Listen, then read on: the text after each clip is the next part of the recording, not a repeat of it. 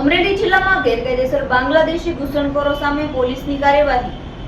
અમરેલી જિલ્લામાં પોલીસે search operation હાથ ધર્યું છે। અમરેલી જિલ્લામાં ગેરકાયદેસર બાંગ્લાદેશી ઘૂસણખોરો સામે પોલીસે કાર્યવાહી હાથ ધરી છે। પોલીસની 20 ટીમો બનાવી સંવેદનશીલ વિસ્તારો સહિતની જગ્યાએ સર્ચ ઓપરેશન હાથ ધરાયું છે।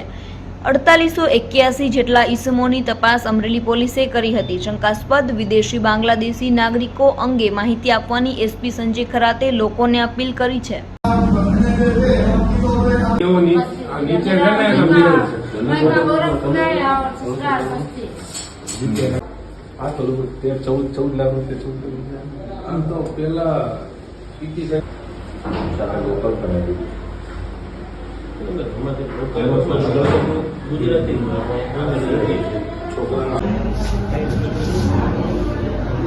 કેટલા